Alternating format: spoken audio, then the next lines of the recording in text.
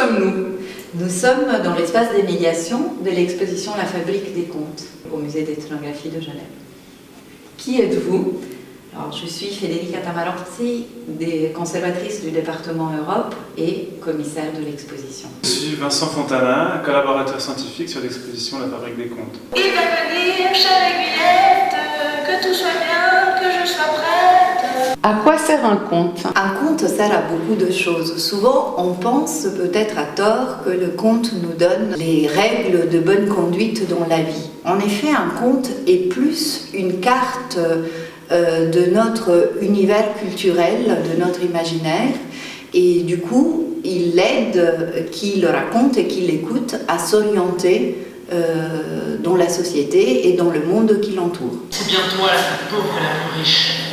De quand datent les contes présentés dans l'exposition? La question de la naissance des contes est une question qui nous préoccupe beaucoup, tous, les curieux comme les spécialistes.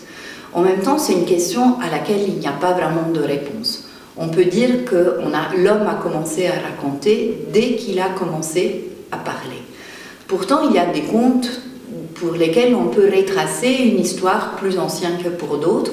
Par exemple, dans l'exposition, on présente le conte de la vigne et du vin, qui est un conte qui commence à être raconté dans la Grèce antique, dans le cycle des légendes liées à Dionysos.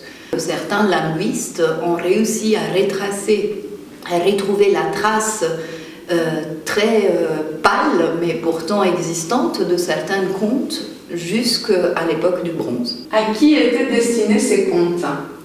Les contes étaient destinés à tout le monde. En fait, on pense maintenant que les contes sont surtout pour les enfants. Historiquement, et disons de manière anthropologique, les contes sont vraiment pour tous les publics, adultes, enfants, jeunes, vieux, cultivés, pas cultivés. C'était vraiment des récits qui étaient racontés à tous les publics, à tous les moments, et surtout dans des moments, disons, non dédiés, non spécialisés, comme par exemple dans les pauses pendant le travail, et surtout le soir dans les veillées villageoises, les moments où le village se retrouvait.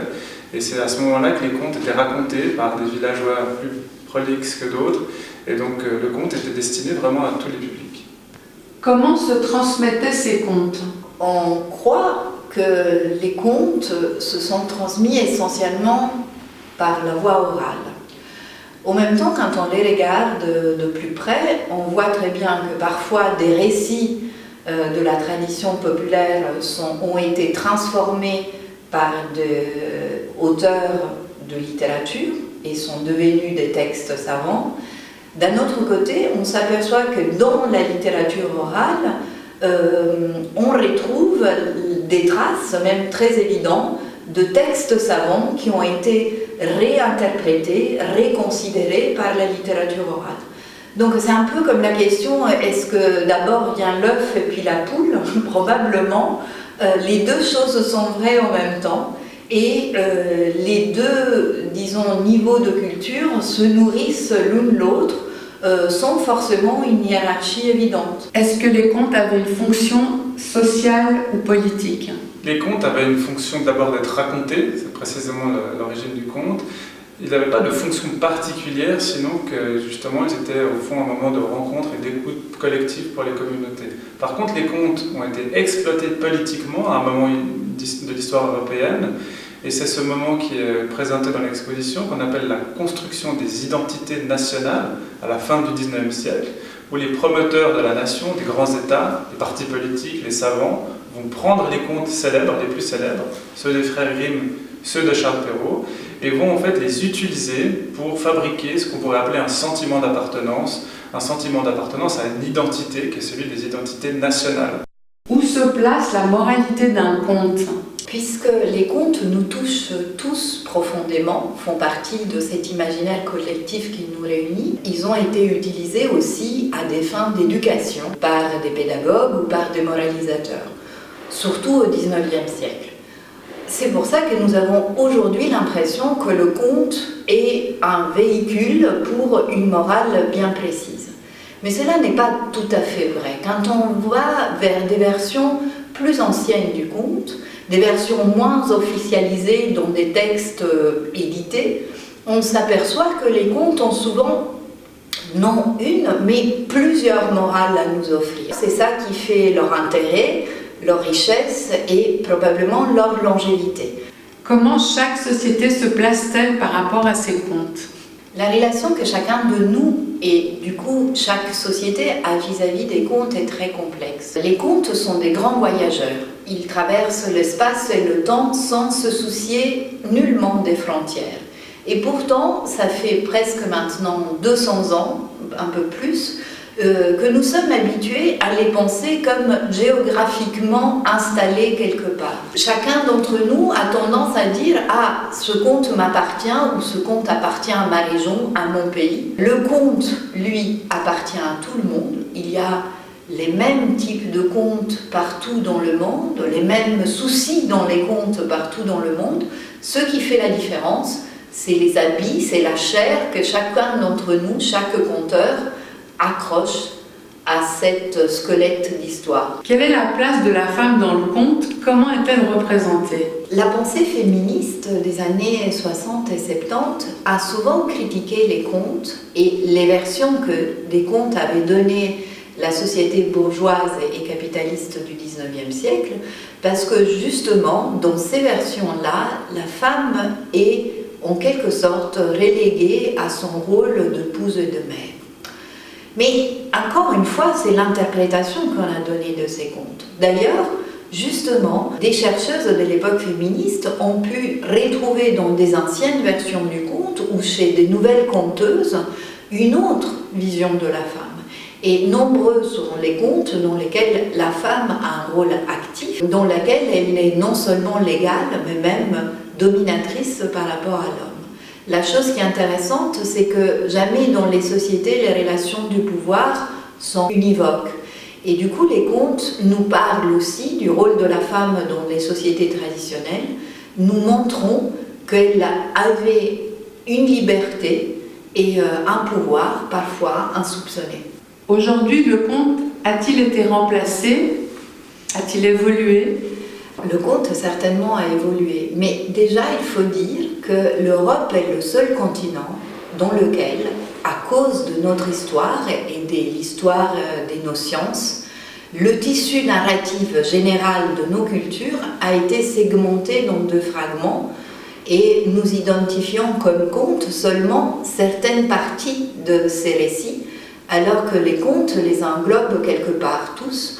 Le conte est finalement proche des écritures sacrées, des légendes, des mythes, et c'est notre regard qui semble le mettre dans une seule case. Le conte évolue sans cesse, du fait que des auteurs littéraires s'en aperçoivent, du fait que notre société évolue, et du coup, il évolue avec elle. Ce qui a surtout évolué, ce ne sont pas tant les contes que les conteurs, la façon dont les contes sont racontés, puisqu'aujourd'hui, ce n'est plus tellement dans les villages que les contes se racontent, c'est plutôt dans les salles de spectacle, dans les festivals d'animation, les festivals de contes, par des conteurs qui sont des professionnels, c'est un métier spécialisé, qui choisissent des répertoires plus ou moins connus, plus ou moins traditionnels, et ils intègrent aussi des répertoires soit anciens, soit des nouveaux répertoires, des contes réécrits par des dramaturges, par des auteurs contemporains.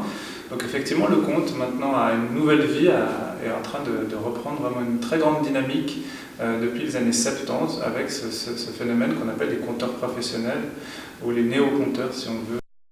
Le conte colonialise toutes sortes de supports.